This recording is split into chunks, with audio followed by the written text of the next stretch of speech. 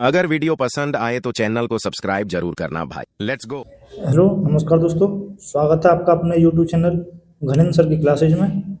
आप देख रहे हैं मैथ भाई घनिन। अगर वीडियो पसंद आए तो चैनल को सब्सक्राइब जरूर करना भाई। लेट्स हेलो गो। नमस्कार दोस्तों, हम आपको दोस्तों करा रहे थे 1.1 के दोस्तों हम एक लेक्चर करा चुके हैं दोस्तों। आज हमारा 1.1 का दोस्तों दूसरा लेक्चर है, जिसमें दोस्तों मैं तीसरे क्वेश्चन तक करा चुका था। आज दोस्तों मेरा चौथा क्वेश्चन आपको डिस्प्ले पर दिखाई दे रहा होगा दोस्तों कि SCF 306 और 657 का दोस्तों 9 दिया गया है, यानी एक संख्या 306 है, दूसरी संख्या 657 है।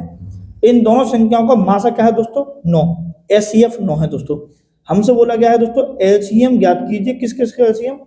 306 और 657 का दोस्तों हमें एलसीएम निकालना है। तो हम लिखेंगे दोस्तों दिया है क्या है दोस्तों कि पहली संख्या है दोस्तों कितनी? 306 दी गई है दोस्तों मुझे। और दोस्तों मुझे दूसरी संख्या, मोस्ट इंपोर्टेंट क्वेश्चन है दोस्तों, ये मोस्ट इंपोर्टेंट। दूसरी संख्या क्या है दोस्तों? 657। ये दोस्तों बोर्ड में कई बार आया हुआ क्वेश्चन है दोस्तों, आपको प्री बोर्ड में, बोर्ड में, अर्धवार्षिक में आपको कई बार देखने को मिलेगा। ठीक है दोस्तों। और मुझे क्या दिया गया है दोस्तों? मुझे HCF दिया गया है 9। तो मुझे क्या दिया गया दोस्तों?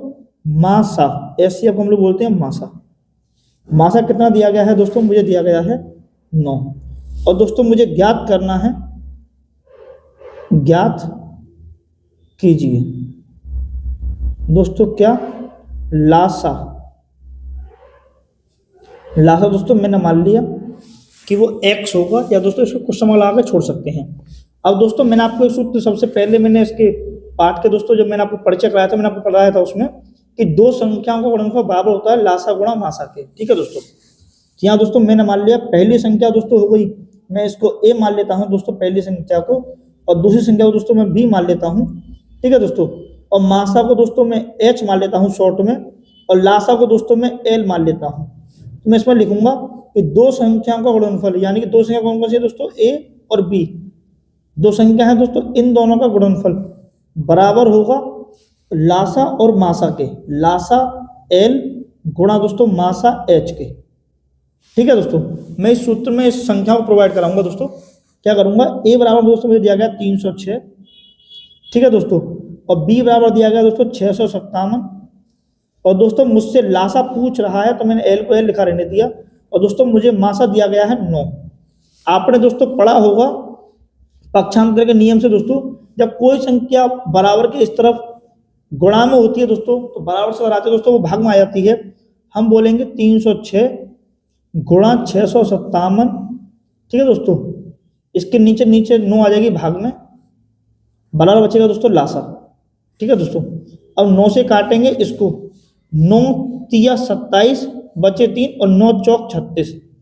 ठीक है दोस्तों। ये बच्चा 657 बराबर लासा या l। जब दोस्तों 34 का गुणा मैं 657 में करूंगा तो दोस्तों मेरा गुणा आ जाएगा 22 33 8, 22 33 8, यानी 22,338 बराबर लासा। ठीक है दोस्तों। कोष्टक में l। यही दोस्तों मेरा आंसर आ गया है। उम्मीद करता हूं आपके समझ आ गया होगा दोस्तों। अब हम चलते हैं नेक्स्ट क्वेश्चन की ओर। दोस्तों क्वेश्चन नंबर 5 आपको डिस्प्ले पर दिखाई दे रहा होगा। जांच कीजिए कि क्या किसी प्राकृतिक संख्या n के लिए संख्या 6 की घात n अंक 0 पर समाप्त हो सकती है दोस्तों मैं लिखूंगा कि संख्या, ध्यान से देखना दोस्तों इस क्वेश्चन का आंसर। ठीक है, बहुत अच्छे से समझ में आ जाएगा दोस्तों। ध्यान से देखना जरा कि संख्या 6 की घात n, ठीक है दोस्तों, अंक अगर 0 पर समाप्त होगी या होगा तो वह 5 से विभाज्य होगा। कोई दोस्तों किसी संख्या के एंड में 0 आ जाता है तो दोस्तों वो संख्या 5 से विभाजित होती है। 0 पर समाप्त होगी तो वह संख्या 5 से विभाज्य होगी। ठीक है दोस्तों। चूंकि दोस्तों हम जानते हैं कि 6 की घात n का मतलब है दोस्तों 2 गुणा 3 की घात n। ठीक है दोस्तों, 2 तिया 6, ये बात आपकी समझ आ रही होगी दोस्तों। हम लिखेंगे कि 2 और 3 के अतिरिक्त 2 और 3 के अतिरिक्त 3 के अतिरिक्त और कोई अभाज्य गुणनखंड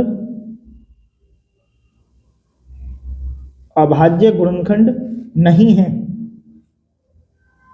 ठीक है दोस्तों, नहीं है। ऐसी कोई प्राकृत संख्या n नहीं है। ठीक है दोस्तों, ऐसी कोई प्राकृत संख्या यानी प्राकृतिक संख्या दोस्तों कुछ भी हो सकती है, वो n नहीं है या प्राकृतिक संख्या नहीं है। ठीक है दोस्तों,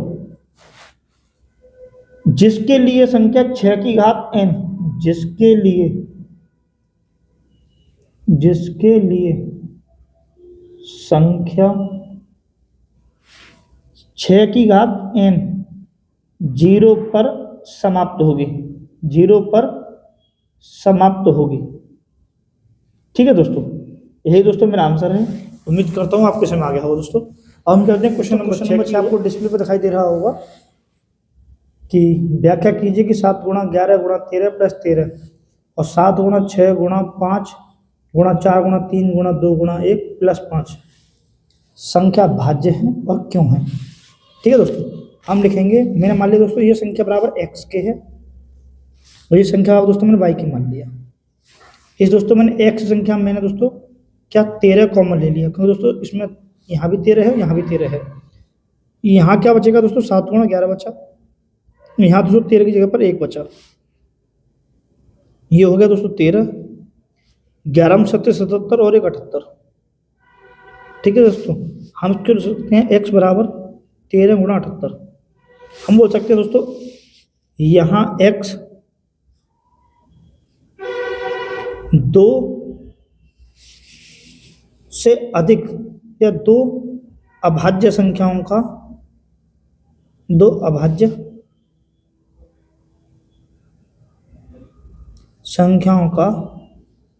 क्या है दोस्तों, गुणनखंड है। ठीक है दोस्तों, x जो संख्या होगी वो दोस्तों 13 से भी कटेगी और दोस्तों 78 से भी कटेगी। ये दोस्तों अभाज्य संख्या है। ठीक है, अब दोस्तों मैं इस वाले क्वेश्चन को हल करने जा रहा हूँ। यहाँ पर ही हम y बराबर लिखेंगे, यहाँ दोस्तों 5 है दोस्तों, यहाँ भी 5 है, मैंने 5 कॉमन ले लिया। अंदर क्या बचेगा, 7 गुणा 6 दोस्तों 5 कॉमन ले लिया तो बचेगा 4 गुणा 3 गुणा 2 गुणा 1 प्लस बचेगा दोस्तों 1, 5 की जगह पे 1 बचा।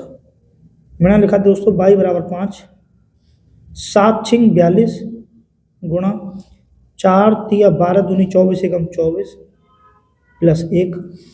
दोस्तों ये मैंने लिखा 5 गुणा 24 दूनी 48 के 8 हासिल लगे 4, 24 चौका 96 और 4 100 प्लस 1।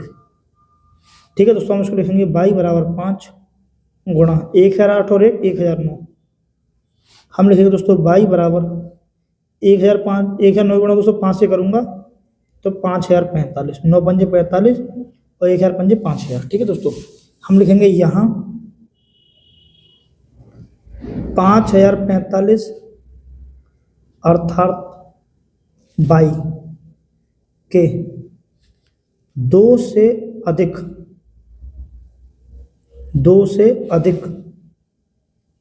गुणनखंड हैं, इसीलिए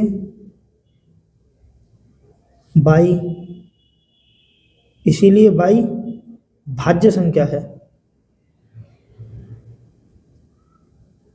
ठीक है दोस्तों, ये दोस्तों भाज्य संख्या क्यों हुई थी, तो दोस्तों इसका 1 फैक्टर 2 फैक्टर। ठीक है दोस्तों, और इसका दोस्तों एक तीसरा फैक्टर हो गया 1। ऐसी संख्याएं जो 2 से अधिक संख्याओं से कट जाती हैं दोस्तों भाज्य संख्या कहलाती हैं। ऐसी संख्या दोस्तों जो सिर्फ 2 ही संख्या से कटती हैं यानी स्वयं से और 1 से कटती है दोस्तों वो अभाज्य संख्या कहलाती है। ठीक है, ये दोस्तों इसके 2 अभाज्य फैक्टर हो गए। उम्मीद करता हूँ आपको समझ में आ गया होगा दोस्तों। 7वां क्वेश्चन आपको डिस्प्ले पर दिखाई दे रहा होगा। दोस्तों क्वेश्चन क्या है, किसी खेल के मैदान के चारों ओर एक वृत्ताकार पथ है।